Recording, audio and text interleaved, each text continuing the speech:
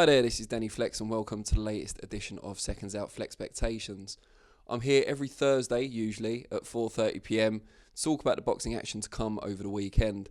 Now, as most of you will know, today is actually Friday, and I kind of ran out of time yesterday and was also a bit unsure what to talk about because my colleague, John Houston, very helpfully, has already previewed the big fight of the weekend in the UK, Leigh Wood against Michael Conlan for the WBA featherweight title.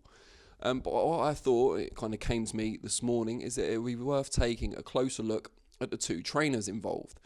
Now, while trainers aren't the ones in there fighting, and a lot of people would say the fighter makes the trainer, I think having a good trainer, and more importantly, having a close bond with that trainer, can make the difference sometimes in a close fight between winning and losing. I think in this case, we've got one of the more intriguing clashes between trainers, and one that, from memory, I don't think we've had before. And that is Ben Davison in Leigh Wood's corner, and Adam Booth, the man who works with Michael Conlan.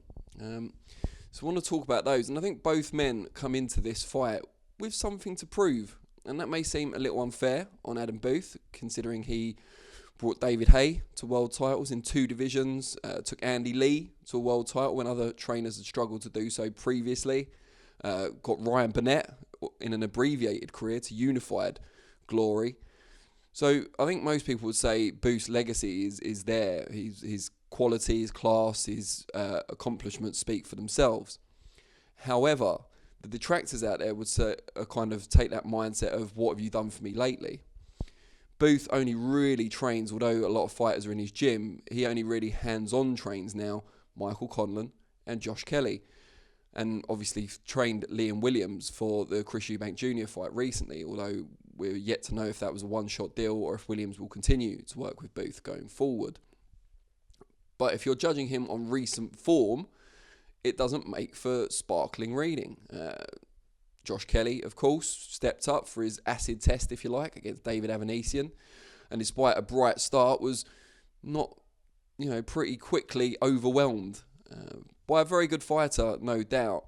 But again, it was a major loss on a big stage for Booth. Then, of course, you've got Williams, came in on short notice to train Williams for the Eubank Jr. fight. Williams leaving Dominic Ingle, of course. And again, it may be a little unfair to judge Booth on this because of the brevity of that relationship, and also the fact that Williams was dropped early and, came back into the fight, albeit too late. So, yeah, maybe a little unfair. But again, high-profile fight, didn't get the W. So people will be saying, well, what's Booth done in recent years? A bit like Jose Mourinho in football, if you like. Really, really successful during a certain era, but always blessed with really good fighters and really good players in Mourinho's case. And people may question Booth and say, well, maybe he just had fighters who had great talent, great ability, and he could do it with them. But can he do it with lesser fighters? Can he improve fighters who maybe haven't succeeded before? Although Andy Lee kind of flies in the face of that. George Groves was looking good under Booth, of course, way back when, but didn't get his world title until much later in his career under Shane McGuigan. So that's what Booth's got to prove. I mean, he won't care. He'll be, he's very comfortable within his own skin. He's happy with everything he's achieved. But yeah, there may be people out there questioning whether he can still get the job done. Then you've got Ben Davison, who's taken a lot of flack recently, particularly. He's always had a number of critics out there. The boxer size Ben nickname didn't come by accident. A lot of people resent the fact that he's so young and kind of got into the sport. A lot of people maybe feel he hasn't paid his dues. I don't go along with that at all. But there has been kind of this natural antipathy towards him in some sections of the boxing fan base. And the recent narrative seems to be that he's taking really good fighters and they're not performing particularly well under him in their biggest moments. So this is underlined recently by Josh Taylor, of course, putting in a very patchy performance, and that's being kind, against Jack Catterall. Vast majority of people feel he should have lost that fight. Very controversial decision, split decision in his favour. Add that to the fact that Ben Davison was famously the man in the corner for Billy Joe Saunders against Artur Akavov, which is roundly criticised as Saunders' worst performance of his career. And the recent draw that Lee McGregor had as well, although most people felt he'd done enough to win. So Davison, after a real strong period, taking Taylor to undisputed world title glory, plus, you know, all that success with Tyson Fury, bringing him back from the brink, the draw with Deontay Wilder, has started, there seems to be a bit of a backlash. You know, he was getting loads of credit at the time, and now, unfortunately for him, although again, similar to Booth, he's very self-confident, he won't care so much, people are now starting to question his abilities. So he also has something to prove, and I think Leigh Wood, despite being the champion coming in, if he beats Michael Conan, who a lot of people fancy to do the job, he's the favourite with the bookies, had far greater amateur accomplishments, he's unbeaten, unlike Wood. A lot of people will fancy Conlan to do it. If Leigh Wood overcomes all those kind of expectations and wins the fight, that's a feather in Davison's cap.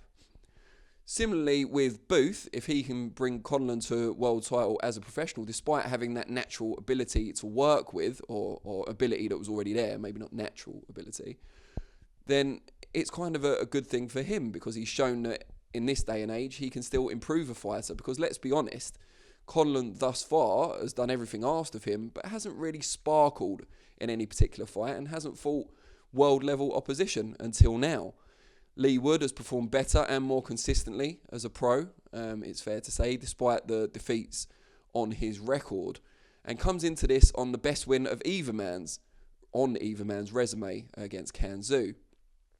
Now, how influential would the trainers be in this contest? I mean, obviously they've already been hugely influential during the training camps. Ben Davison likes to work with a team. He has a video analyst, an S&C coach, and so on. They all work together in harmony.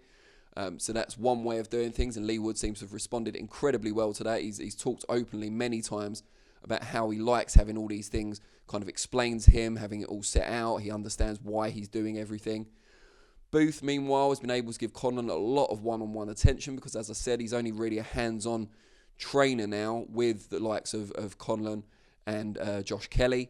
So Conlan will have benefited from that one-on-one attention, sharpening and honing skills that he's already had, but just adapting them perhaps a bit more to the pro game. You know, Booth's known as a trainer for explosivity and, you know, hard, fast combinations. If he can instill a bit of that in Conlan, and I think maybe he already has, then the big question, or one of the big question marks around Conlan, whether he's a puncher, whether he hits hard enough to gain respect, and more importantly, to end fights if they're not going his way, those questions could perhaps be answered on Saturday night. In the fight itself, you have to look at both men in the corner, and from what we've seen in recent times, they're pretty composed, albeit towards the end of the Taylor Catterall fight, Ben Davison understandably started to get a little harassed, it's fair to say. But Booth, generally very composed in the corner, gives clear, concise instructions in a short space of time because you've only got a minute between rounds. Davison, very similar. Neither of them seem to get too caught up in the moment, and they're not cheerleaders. They're not people who try and, you know, fill their fight with false confidence. They give specific, usually insightful and you know, sensible instructions. So it's going to be very interesting for me who comes out on top in a battle of trainers, as much as, if not more so, than the battle between the fighters. Obviously, I want to know what you guys think. What are your opinions on Adam Booth and on Ben Davison? Who do you think will come out on top in the fight? What are your predictions? And I'll respond to some of the comments. I'll be back on Monday. Hopefully, will actually be Monday this time. I realise both vlogs have been late this week. Naughty me. But yeah, hopefully Monday, 4:30 PM for Reflections. And then next Thursday, 4:30 PM for FLEXpectations. As always, really appreciate watching. Also, look out for the next edition, episode number 2 of our podcast, You Don't Know Shit About Boxing. That'll be Wednesday, featuring the one and only George Groves, who I mentioned just earlier. So look forward to that, and I will see you all soon. Thanks very much for watching.